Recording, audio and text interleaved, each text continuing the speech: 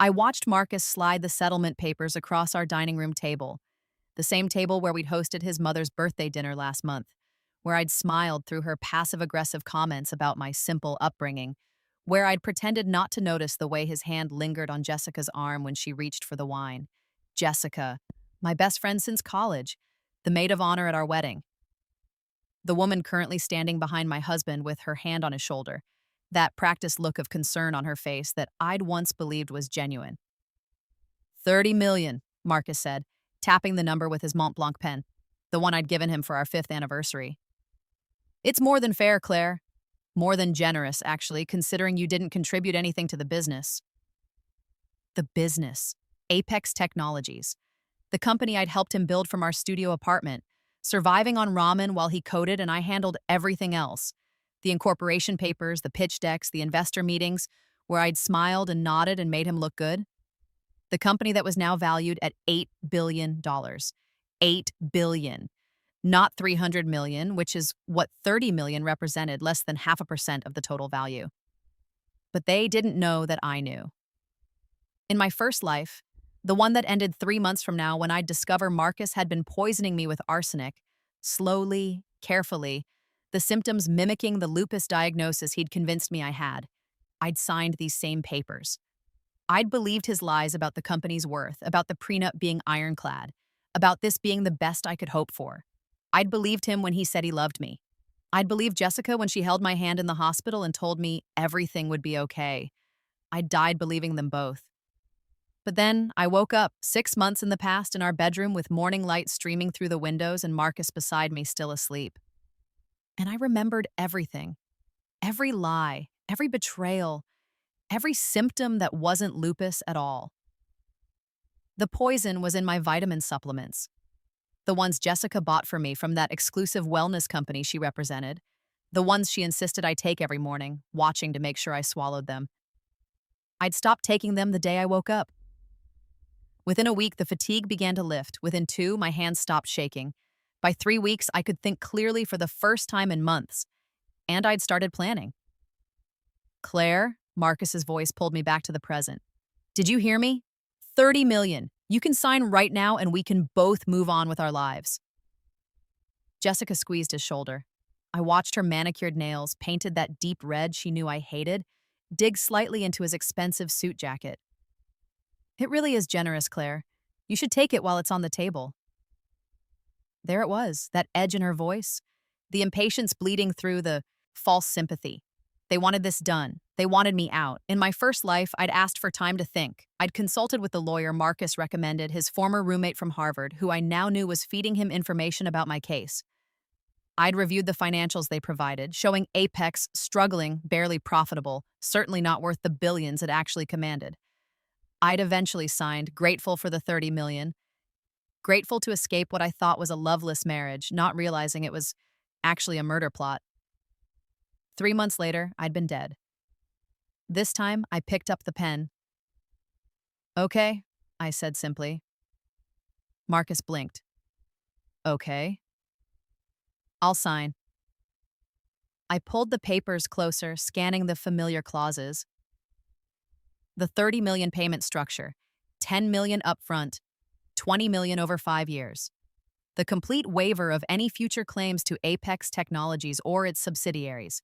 The non-disclosure agreement, the non-disparagement clause, all of it designed to lock me out of the fortune that was rightfully half mine. Wait, Marcus held up his hand, suspicion flickering across his face. Don't you want to have your lawyer review it? Why? I looked at him with the innocent, trusting expression I'd perfected over 7 years of marriage. You said it's fair, and I trust you, Marcus. You've never lied to me. I watched him swallow, watched the guilt flash across his face before he buried it under that smooth, confident mask he wore so well. Most people would want time to consider. I don't need time. I clicked the pen open. You're right, I didn't contribute to the business. Not really, this is more than generous. Jessica and Marcus exchanged a look. I pretended not to notice, focusing on signing my name on the first page. My hand was steady. In my first life, it had trembled. The poison had already been working its way through my system, deteriorating my nervous system, my cognitive function, my very will to fight. Now I signed with perfect control, Claire Elizabeth Morrison. Claire, Jessica started, that fake concern dripping from her voice. Desai, are you sure? This is a huge decision. Maybe you should sleep on it. Talk to someone. I'm sure. I moved to the second page. I just want this to be over. I want to move on, start fresh, you know? Another signature, another page. Marcus was watching me like I was a puzzle he couldn't solve. Good, let him wonder. Let them both wonder why I was making this so easy. The 10 million up front, I said, as if just thinking of it. That goes into my account immediately, right? Once this is filed? Within 3 business days, Marcus's lawyer, David Chen, said from his seat at the end of the table. He'd been quiet until now, observing. The remaining 20 million will be distributed according to the schedule outlined in Appendix C. I nodded, moving to the final page. The big one. The one that said I waived all rights to Apex Technologies, its BATA's current valuation, and any future earnings. I thought about what I knew, what I'd learned in my first life after it was too late. The IPO was scheduled for 3 months from now. Marcus had the date. He'd been working toward it for 2 years, keeping it quiet, keeping me in the dark. The company had been valued privately at $8 billion. After the IPO, based on the market projections I'd found in his hidden files, it would soar to $20 billion within the first year. My half would have been $10 billion. They were buying me out for $30 million, 0.3% of what I deserved, and they thought they were being generous. I signed my name on the final line. Done, I said, sliding the papers back across the table. The relief on their faces was almost comical, almost enough to make me laugh, but I kept my expression neutral, sad, defeated, exactly what they expected to see. Marcus gathered the papers quickly, as if I might change my mind. I'll file these today. The transfer should hit your account by Friday. Thank you, I said softly, for being fair about this. Jessica came around the table and pulled me into a hug. I felt her arms around me, smelled her expensive perfume, and thought about how those same arms would have held me in the hospital bed, watching me die, probably checking her watch to see when she could leave and go celebrate with Marcus. You're doing the right thing, she whispered. Sometimes we have to let go of what's hurting us. You're right, I said into her shoulder. I need to let go of everything that's toxic in my life. She pulled back, smiling. She thought I meant Marcus. She had no idea I meant her. They left together, of course. They'd been staying in Marcus's downtown penthouse, the one he'd told me he used for late nights at the office. I'd been living in our actual home, this sprawling estate in Pacific Palisades that I'd decorated, that I'd made into a home that would soon be his and hers. Let them have it. Let them have it all, for now. I watched their car pull out of the driveway, Marcus's Lamborghini, Jessica in the passenger seat where I used to sit, where I'd never sit again. Then I went to my office, the small room off the kitchen that Marcus always said was cute, with that patronizing tone that suggested I was playing at having a career, and pulled out my phone. I had work to do. First call, Sarah Chen, the sister of David Chen, Marcus's lawyer. Unlike her brother, Sarah had principles. She also had information. Claire, she answered on the second ring. Did you sign? Just now. Perfect, so we're clear. They filed the IPO paperwork last week. The SEC approval should come through in about 60 days. The initial valuation they submitted was $8 billion, but the underwriters at Goldman are already talking about it opening at 12 and climbing from there. And the assets? I've got the full list, the offshore accounts in the Caymans, the shell companies in Delaware, the real estate holdings under various LLCs. Everything he's been hiding from you. Sarah had been feeding me information for the past 3 months. Not for money, though I'd paid her well, but because her brother had bragged to her about helping Marcus hide assets from his stupid wife. Sarah, who'd gone through her own divorce, who'd been screwed over by a husband who hid money, had decided to help me. The documentation? I asked. In your secure drive. Everything's time-stamped, verified, and absolutely damning. The moment he files those divorce papers, we can prove he committed fraud during the settlement negotiation. See, here's what Marcus and Jessica didn't know. California is a community property state. Everything acquired during the marriage is split 50-50 regardless of who earned it. But that's only if you know what you're splitting. Marcus had shown me cooked books, fake financial statements, a completely fabricated picture of Apex's worth. In my first life, I'd believed it. This time, I had the truth. "Thank you, Sarah," I said. "Thank you for giving me the chance to screw over my brother. He's had this coming for years." She paused. "Claire, are you sure about your plan? Once this plays out, there's no going back." "I'm sure." I hung up and made my second call. "Claire Morrison," the voice on the other end said warmly. "I was hoping I'd hear from you." "James Martinez, senior partner at Martinez, Blackwell & Associates. The best divorce attorney in Los Angeles. The one who'd represented Jennifer Santos in her divorce from tech billionaire Robert Santos and walked away with $6 billion for her client. I'd approached him 2 months ago in this new life. Told him I was in an unhappy marriage but wasn't sure what to do. He'd advised me to wait, to gather information, to be strategic. I signed the settlement, I told him. The $30 million insult? That's the one. And you have everything we discussed? Everything. Financial records proving the real valuation, evidence of the offshore accounts, documentation of the shell companies, proof that he systematically defrauded me during the settlement negotiations. Then we're ready. I could hear the smile in his voice. Once the IPO goes public and the real numbers are released, we file to set aside the settlement based on fraud. We sue for your full community property share, 50% of the marital assets properly calculated. $4 billion, I said softly. At minimum. Probably more once we add in penalties for the fraud, attorney's fees, and punitive damages for the deception. $4 billion.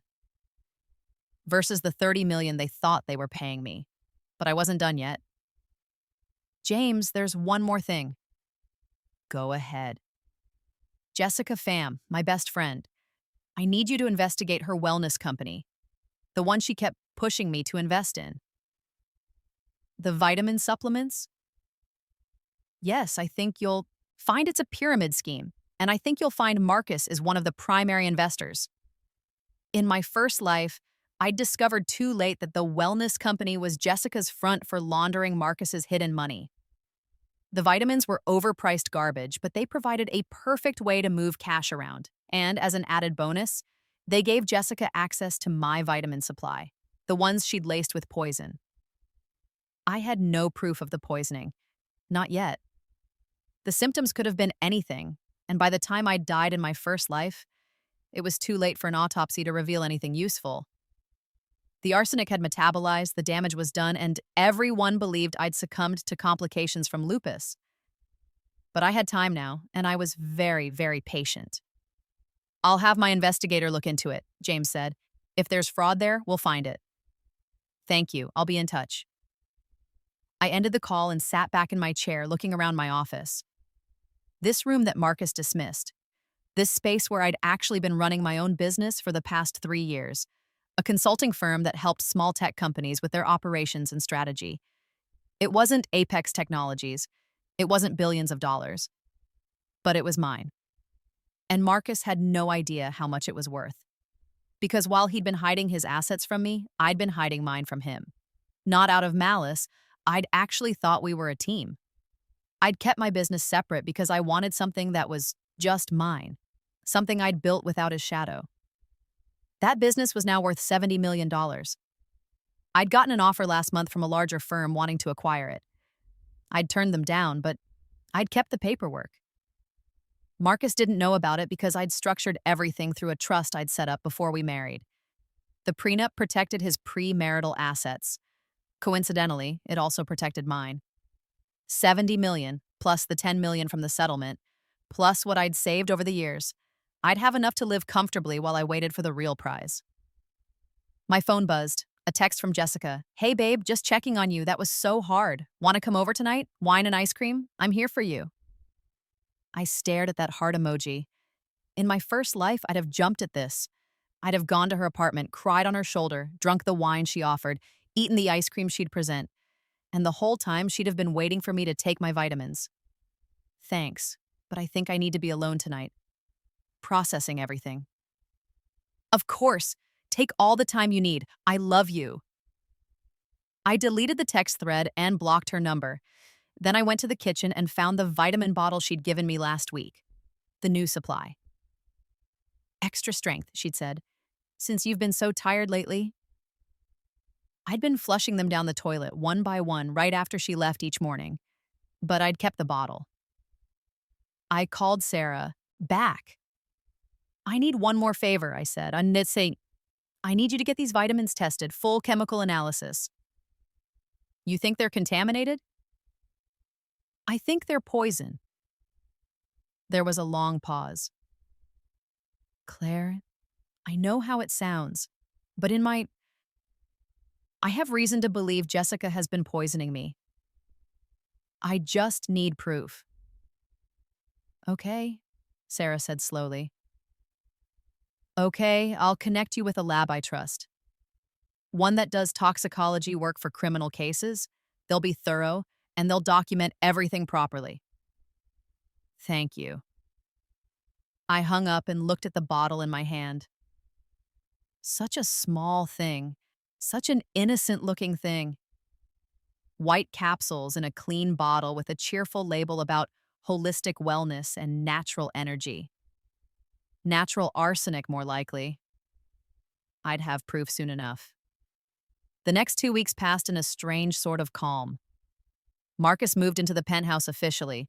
I stayed in the house, packing slowly, sorting through 7 years of marriage. The money hit my account on Friday, exactly as promised. $10 million. I transferred it immediately to my private accounts, the ones Marcus didn't know about, added it to my other money. Watched my net worth climb to $80 million. Pocket change compared to what was coming. Jessica called me every day. I let it go to voicemail. She texted constantly. I replied occasionally, brief messages. Still processing. Need time. Talk soon. She started getting anxious. I could feel it in her messages. Claire, I'm worried about you. Can I come over? Are you eating? Taking your vitamins? Please call me. I miss you. She needed me to take those vitamins. She needed the poison to keep working. Without it, I'd get stronger. I'd start thinking clearly. I might start asking questions. She was panicking. Good. The lab results came back on day 12. Sarah called me personally. Claire, you were right.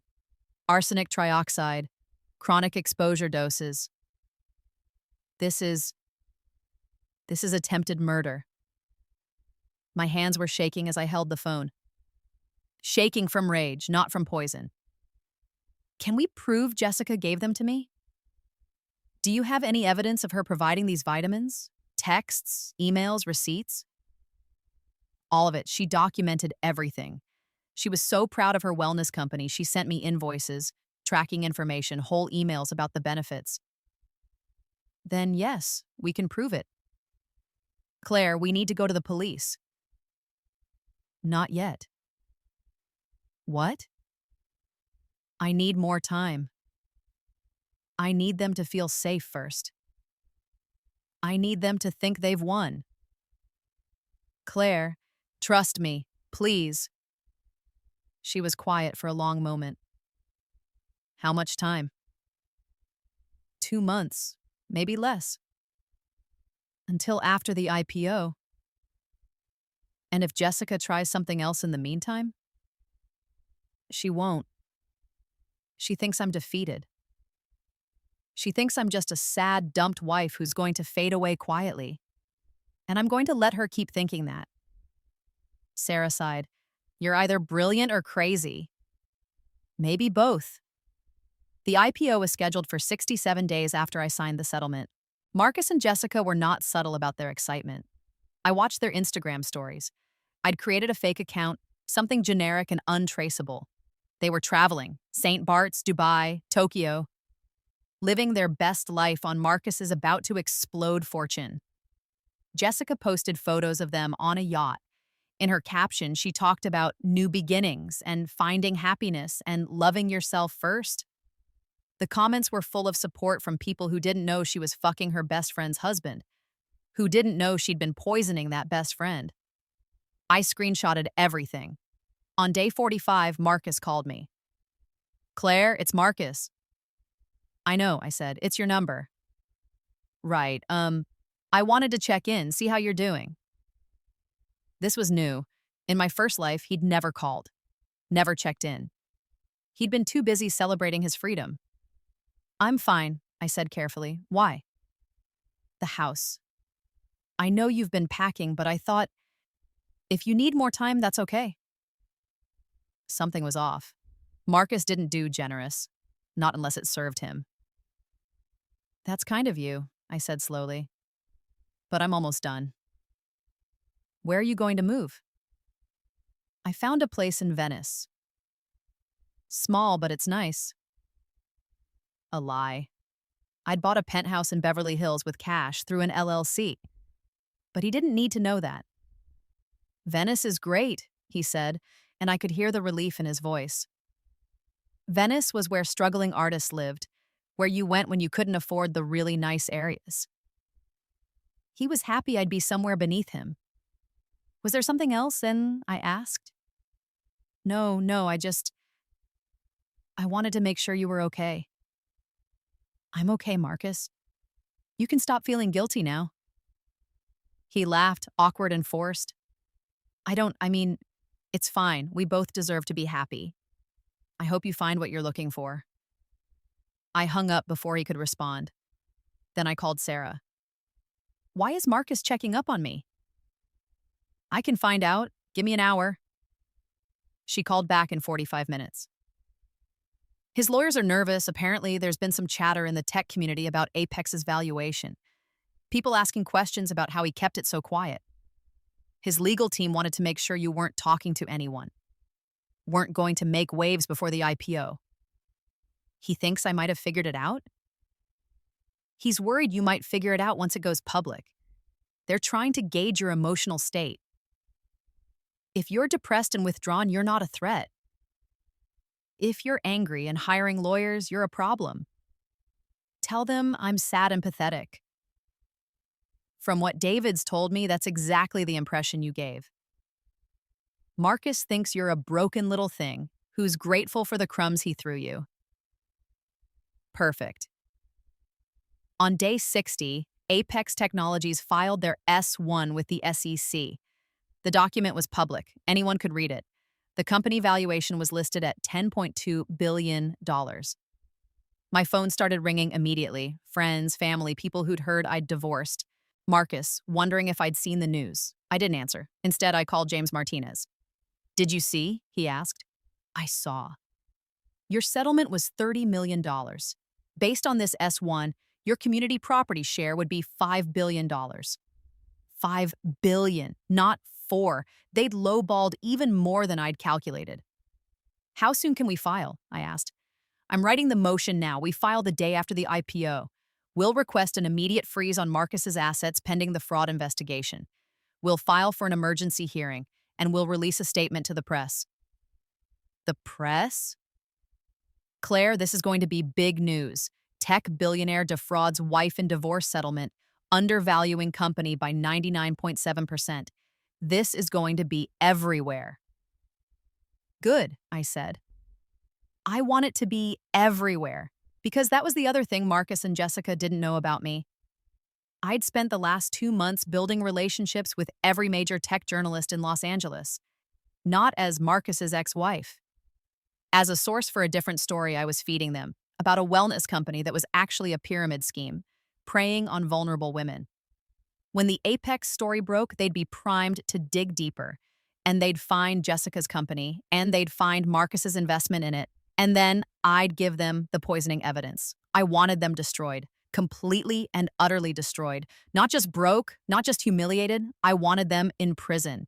The IPO was set for a Tuesday morning. I woke up early, made coffee, and watched the market open on my laptop.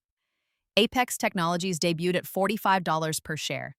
The S1 had estimated $30. They'd underestimated the market's appetite. By noon, it was at 67s. By close, it was at $89. The company valuation was now at $18 billion. My share, $9 billion. They'd paid me $30 million. I'd accepted it with a smile. That night, I poured myself a glass of very expensive wine, a 1990 Chateau Margaux that I'd been saving for a special occasion, and made a toast to my empty living room. To rebirth, I said. And revenge? The next morning, James filed our motion to set aside divorce settlement based on fraud and material misrepresentation. The filing was 247 pages long. It included the financial statements Marcus had provided during the divorce, showing Apex valued at approximately $300 million. The actual S1 filing, showing the real valuation of over $10 billion. Evidence of offshore accounts and hidden assets totaling another $400 million. Documentation of shell companies used to hide money. Expert testimony from 3 forensic accountants. A demand for $9 billion in community property, plus $2 billion in punitive damages for the fraud, plus attorney's fees, plus interest. Total claim, approximately $11 billion. We filed at 8:47 a.m. By 9:15, my phone started exploding. Marcus called 17 times. I didn't answer. Jessica called 32 times. I blocked her. By 10 a.m., the story hit TechCrunch. Apex Technologies founder sued by ex-wife for $11 billion, accused of massive fraud in divorce settlement. By 11 a.m., it was on CNBC. By noon, it was trending on Twitter. By 2 p.m., Marcus's lawyer called James directly, begging for a meeting. Tell him no, I said when James called me. Tell him we'll see him in court. Claire, they want to settle. They're offering $2 billion right now to make this go away. No. $2 billion is a lot of money. $9 billion is more. And I want them to suffer. Okay, James said. But I need to advise you that trials are risky. A judge might not. I'll take the risk. That afternoon, I got an email from an account I didn't recognize. The subject line, please. I almost deleted it, but something made me open it. Claire, I know you're angry. I know you have every right to be, but please, can we talk? This is destroying everything. The IPO is in free fall. The investors are panicking. And if you push this, you won't just hurt me. You'll hurt thousands of employees who have stock options. People who have nothing to do with our personal issues. I made mistakes. I know that, but I'm begging you, as someone you once loved, please reconsider. Please talk to me. Marcus. I read it twice. Then I forwarded it to James with a note. Add this to the evidence file. Shows consciousness of guilt. Then I replied to Marcus. Marcus, you're right that you made mistakes. You lied, you cheated, you stole from me, and you thought I was too stupid to notice. You're wrong that this is about our personal issues. This is about fraud. This is about you systematically deceiving me about the value of marital assets in order to cheat me out of billions of dollars. You should have played fair. You didn't. Now you get to face the consequences. P.S. You might want to ask Jessica about those vitamins she's been selling, Claire. I hit send and closed my laptop. Then I called Detective Lisa Park, LAPD. Sarah had connected me with her 2 weeks ago. I'd given her all the evidence about the poisoning. The vitamin samples, the lab results, the paper trail of Jessica providing them to me, my medical records showing symptoms consistent with arsenic poisoning that mysteriously cleared up when I stopped taking the vitamins. Detective Park, she answered. It's Claire Morrison. Have you had a chance to review everything? I have. Ms. Morrison, this is a very strong case. I'm going to need to bring Ms. Pham in for questioning. Can you wait until tomorrow? Why? Because there's a story about to break about her wellness company. And I want her to know that everything's falling apart before you arrest her. There was a pause. Ms. Morrison, I'm not sure. Please. She tried to kill me. She almost succeeded. I just want her to feel the panic I felt just for one day. Another pause. Longer this time. I'll give you 24 hours. But after that, we're moving forward. Thank you. I hung up and sent an email to Rachel Kim, my favorite tech journalist. Rachel, remember that wellness company story I've been helping you with? The one about the pyramid scheme? The company is Pure Life Wellness, run by Jessica Pham. You'll find that one of the primary investors is Marcus Morrison of Apex Technologies. Yes, the same Marcus Morrison currently being sued for divorce fraud. You'll also find that the supplements they're selling are manufactured in an unlicensed facility in Chongqing, China, that the health claims are completely fabricated, and that the entire company structure is designed to extract money from vulnerable women while providing nothing of value. And one more thing. I have evidence that the supplements may be contaminated. Lab results attached. This is on the record. You can use my name. Claire Morrison. I attached the lab reports showing the arsenic, along with all the financial documents Sarah had compiled about Jessica's company. Rachel called me within 10 minutes. Claire, this is insane. Are you saying your ex-husband's girlfriend tried to poison you with arsenic? I'm saying I have evidence that vitamins she provided to me contained arsenic. I've reported it to the police. The rest is up to the investigation. Holy shit. Yeah. Can I publish this? Tomorrow morning. I want the divorce story to breathe for a day first. You're playing chess while everyone else is playing checkers. I've had time to think about my strategy. She laughed. I'm going to need an exclusive interview when this is all over. You'll get it. That night, I finally went to my new penthouse in Beverly Hills. The one I'd bought with cash. The one with bulletproof windows and a 24-hour security team and a view of the entire city. I stood on the balcony looking out at Los Angeles and thought about my first life. How small I'd felt, how defeated, how I'd signed those papers believing I was getting a generous settlement, believing Marcus had loved me once, believing I was walking away with dignity. How I'd died 3 months later, weak and confused, while Jessica held my hand and Marcus looked sad at my funeral, and everyone thought it was so tragic that I'd succumbed to lupus so young. I thought about the moment I'd woken up in the past, given a second chance I didn't understand and couldn't explain. The terror of realizing what was coming, the fury of knowing how badly I'd been betrayed, and the cold, careful planning that followed. I'd spent 6 months being strategic, being patient, being 3 steps ahead. Now, finally, I was watching it all unfold. My phone buzzed, a text from an unknown number. You bitch. You absolute bitch. You're going to regret this. Jessica. She must have gotten a new number after I blocked her. I smiled and typed back, no, Jessica. You're going to regret this. See you soon. Rachel's story went live at 6 a.m. the next morning. It's Pure Life Wellness, inside the toxic pyramid scheme, allegedly connected to Apex Technologies founder. The article was thorough. Rachel had done her homework.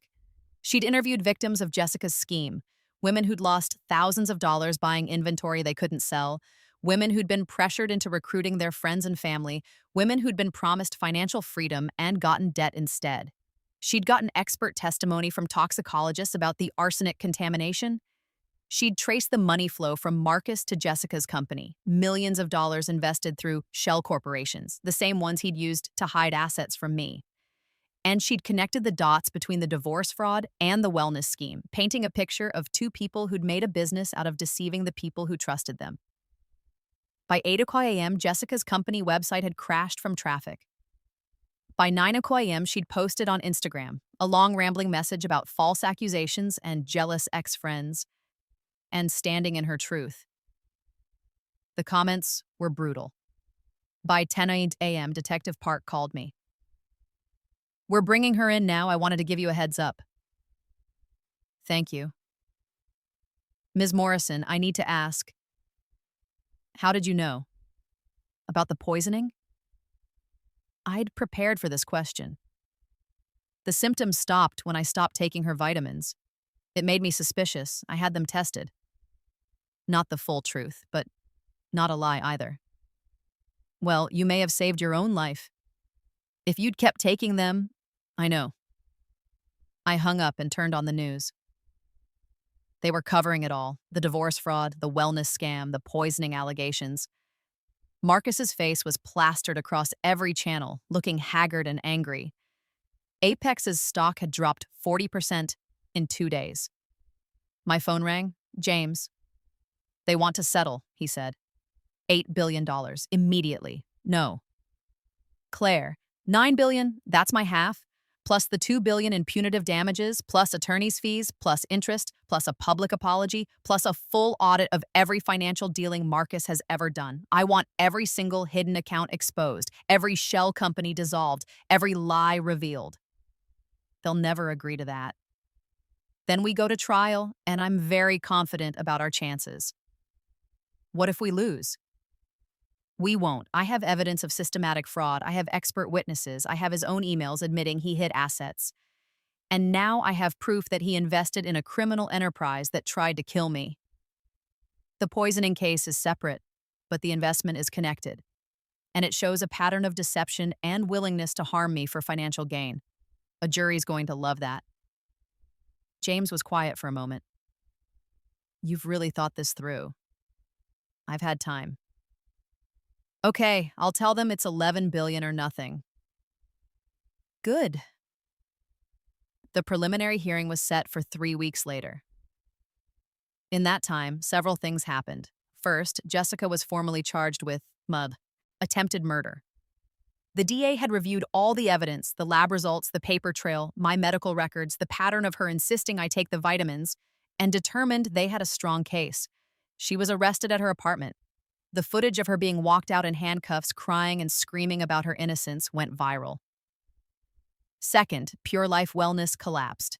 The state attorney general opened an investigation into the pyramid scheme structure.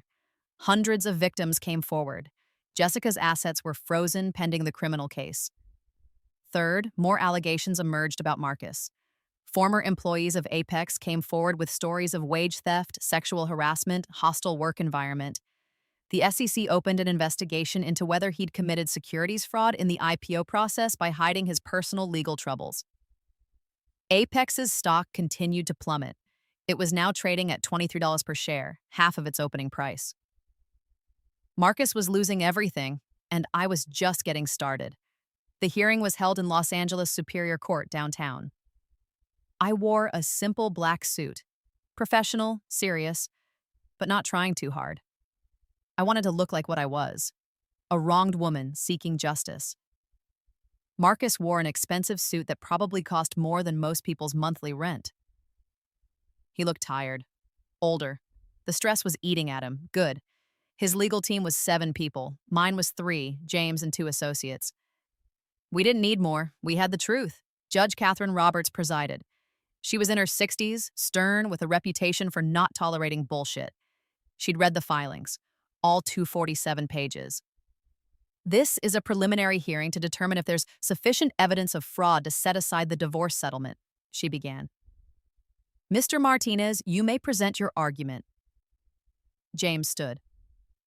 Your Honor, this case is straightforward. During divorce proceedings, Mr. Morrison presented financial statements showing his company, Apex Technologies, was worth approximately $300 million. Based on these representations, my client agreed to a settlement of $30 million, approximately 10% of what she was told the company was worth.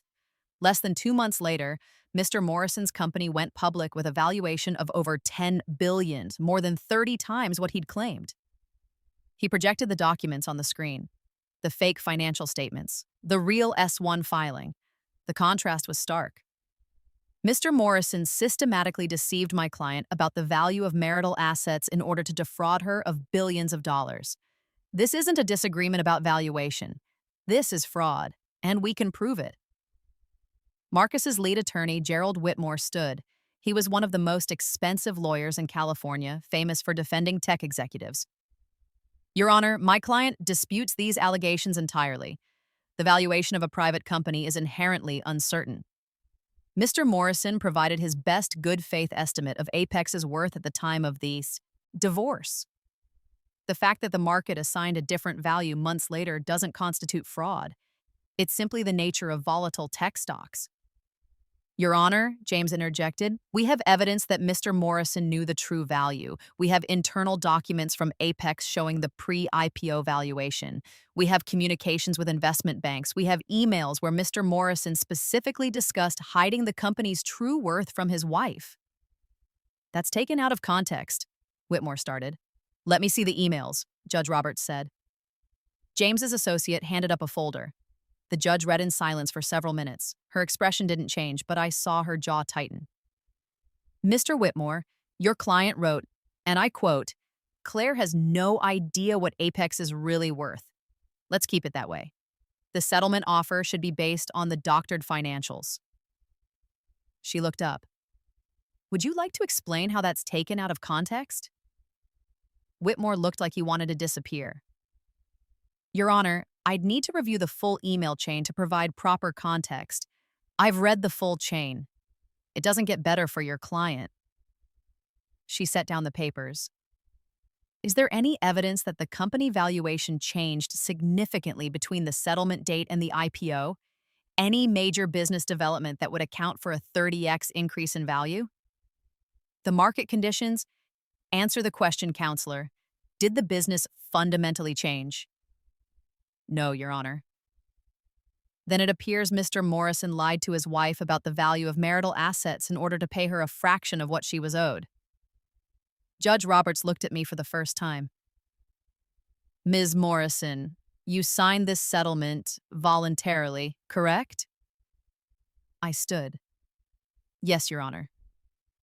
Based on the financial information provided by your husband? Yes, Your Honor. I trusted him. I believed we were being honest with each other about the company's value. And you had no independent knowledge of the true valuation? Not at the time, no. I wasn't involved in the IPO process. Marcus kept it completely separate from me. The judge nodded. Mr. Whitmore, I'm going to ask you directly, do you have any evidence that Ms. Morrison knew or should have known the true value of Apex Technologies at the time she signed the settlement? She could have hired her own experts. That's not what I asked. Do you have evidence she knew? No, Your Honor. Then she relied on her husband's representations, which were fraudulent. Judge Roberts closed the file. I'm granting the motion. The settlement is set aside based on fraud. This case will proceed to determine the proper distribution of marital assets. Whitmore stood quickly. Your Honor, we'd like to request a continuance. Denied. We're going to resolve this quickly, Mr. Whitmore. Your client committed fraud. The only question now is how much he's going to pay. She looked at her calendar. Full hearing in 30 days. Both parties should come prepared to settle because if this goes to trial, I'm going to be very unsympathetic to Mr. Morrison's position. She banged her gavel. Marcus looked like he'd been punched. I walked out of the courtroom with my head high. Outside, there was a crowd of reporters, cameras, microphones. I'd prepared for this.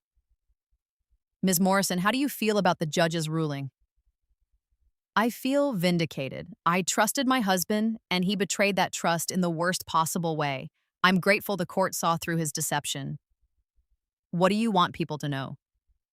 That you should never let someone make you feel small, that you should never accept less than you deserve, and that fraud has consequences no matter how rich or powerful you are. Do you have a message for Marcus Morrison? I looked directly at the camera. You should have played fair, Marcus. You had everything. You could have split it honestly and we both would have been fine. But you got greedy. You thought I was too stupid to fight back. You were wrong. The clip went viral within an hour.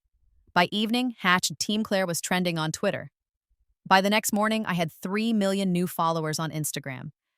By the end of the week, I'd been offered a book deal worth 7 figures, a Netflix documentary deal, and invitations to speak at conferences about empowerment and justice.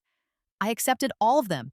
Marcus's lawyers called James 23 times in those 30 days, each time with a new settlement offer. 3 billion, 5 billion, 7 billion, 10 billion. I rejected them all. I want my day in court, I told James. I want the full truth on the record. Claire, 10 billion is more than you'd get from a judgment. It's not about the money anymore. It's about the principle. The trial lasted 3 days. We presented evidence of the fraud, emails, financial documents, expert testimony. It was overwhelming. Marcus's lawyers tried to argue that I was vindictive, that I was trying to destroy him out of spite, that I should be grateful for the 30 million. The jury didn't buy it. They deliberated for 4 hours. The verdict, Marcus Morrison committed fraud in the divorce settlement. Claire Morrison is entitled to 50% of all marital assets, properly calculated, plus punitive damages. The judge awarded me $9.2 billion, my half of the marital estate based on Apex's true value, plus $3 billion in punitive damages, plus attorney's fees, plus interest. Total, $12.4 billion, the largest divorce settlement in American history. Marcus stood when the verdict was read. His face was white. His hands were shaking. He looked at me across the courtroom, and for just a moment, I saw it. The realization that he'd underestimated me, that the quiet wife he'd dismissed was the one who'd destroyed him. I smiled. Outside the courthouse, the reporters were waiting. "Ms. Morrison, you just won $12 billion. How does it feel?" "It feels like justice," I said simply. "What will you do with the money?" "First, I'm going to pay my lawyers. They did incredible work." James grinned beside me. "Then I'm going to invest in women-owned businesses. I'm going to fund legal aid for other women going through divorces who can't afford top lawyers. I'm going to start a foundation dedicated to helping victims of financial fraud and domestic abuse." "Do you have anything to say to Marcus Morrison?" I paused, looking directly at the camera. "I told you that you should have played fair. You didn't listen. Now you're bankrupt, under investigation by the SEC, and you've lost everything that mattered. I hope it was worth it." "And Jessica Pham?" "Jessica's trial for attempted murder starts next month. I'll be there to testify. I hope she gets everything she deserves." Jessica's trial was brutal. The prosecution presented the evidence. The arsenic-laced vitamins, my medical records showing chronic poisoning symptoms that cleared up when I stopped taking them, the paper trail of Jessica providing the vitamins, her financial connection to Marcus, the motive. Jessica's defense was that she had no idea the vitamins were contaminated, that it must have been the manufacturer, that she'd never meant to hurt me. But then the prosecution brought out the emails. Emails between Jessica and Marcus discussing my declining health. Emails where Jessica updated him on whether I'd taken my vitamins. Emails where they discussed what would happen to the marital assets when I died. They'd been planning it. Together. The jury convicted her in 2 hours. Attempted murder, conspiracy, fraud, 40 years to life. At the sentencing, the judge asked if I wanted to make a statement. I stood.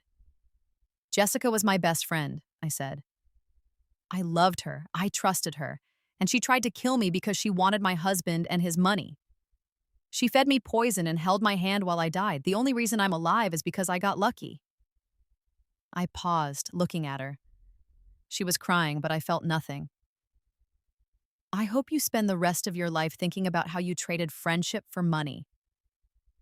And I hope you realize it was all for nothing. Because you'll never touch a penny of Marcus's fortune, and you'll never be free again." She was led away, still crying. I walked out of the courthouse and went home. Home to my penthouse in Beverly Hills. Home to my life that I'd rebuilt from nothing. 6 months after the trial, I was sitting on my balcony drinking morning coffee when my phone rang. Unknown number. I almost did answer, but something made me pick up. "Hello?" "Claire, it's Marcus." I hadn't heard his voice in months. It sounded different, smaller. "What do you want?" I wanted to say, I'm sorry for everything." Little late for that.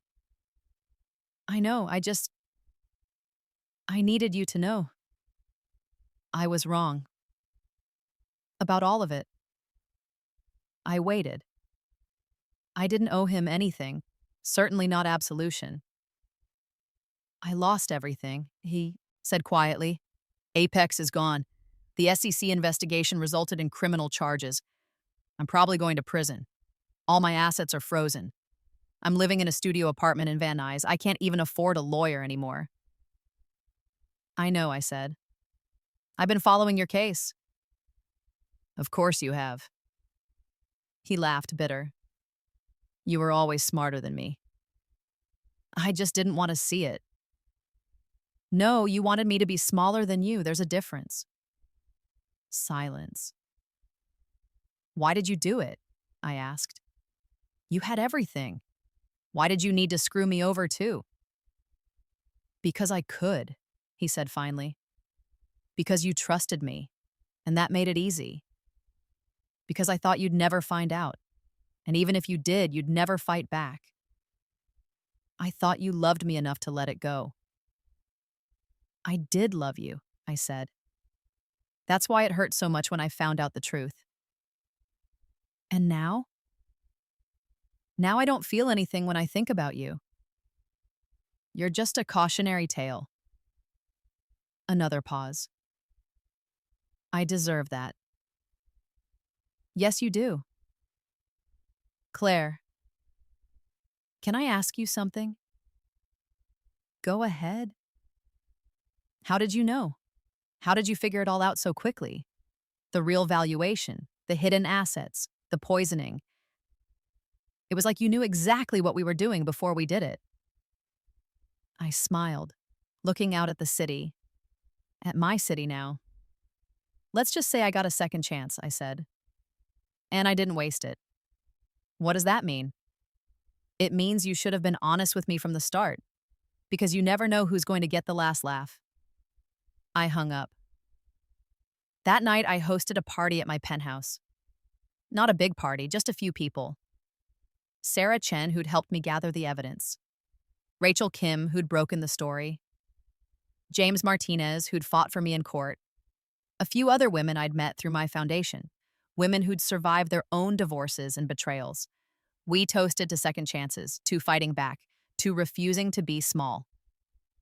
To Claire, Sarah said, raising her glass. Who taught us that revenge is a dish best served with a $12 billion judgment? Everyone laughed.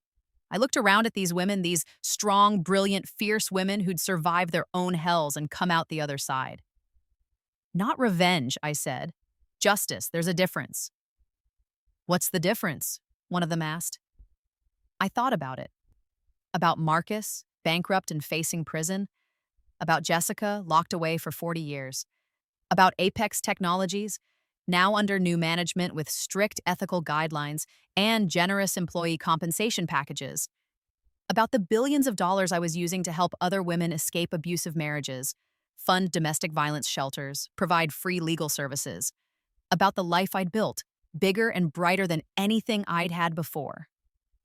Revenge is about hurting someone because they hurt you, I said. Justice is about making sure they can't hurt anyone else. We drank to that. Later, after everyone had gone home, I stood on my balcony again, looking at the city lights. I thought about my first life, the one where I'd signed those papers gratefully, where I'd taken the vitamins faithfully, where I'd died confused and alone. I thought about waking up 6 months in the past, given a chance I still didn't fully understand. I thought about the choices I'd made, the patience I'd shown, the long game I'd played. And I thought about the future, my foundation growing, my investments thriving, my voice reaching more and more women who needed to hear that they didn't have to accept less than they deserved. I'd been given a second chance at life, and I'd made it count. My phone buzzed, a text from an unknown number. You destroyed my brother. I hope you're happy. David Chen, Marcus's lawyer and Sarah's brother, the one who'd helped Marcus hide assets, who'd thought he was so clever. I typed back, your brother destroyed himself. I just made sure everyone saw it. I blocked the number and deleted the message. Then I poured myself another glass of wine, something expensive that I could actually afford now, and made a toast to my empty balcony. To rebirth, I said, just like I had the night before the IPO, and to never accepting less than I deserve. The city glittered below me. Somewhere out there, Marcus was in his studio apartment, probably drinking cheap vodka and wondering how it all went wrong. Somewhere out there, Jessica was in a cell, probably still insisting she was innocent. And somewhere out there, other women were in the same position I'd been in 6 months ago, being lied to, cheated, underestimated, poisoned by people they trusted. But I was going to change that, one woman at a time, one lawsuit at a time, one victory at a time, because I'd learned the most important lesson: never accept the settlement offer immediately. Unless, of course, you know it's only 10% of what you deserve, and you have a plan to get the other 90%, and then some. I smiled, looking out at my city, my future, my life. It was going to be a very good life indeed.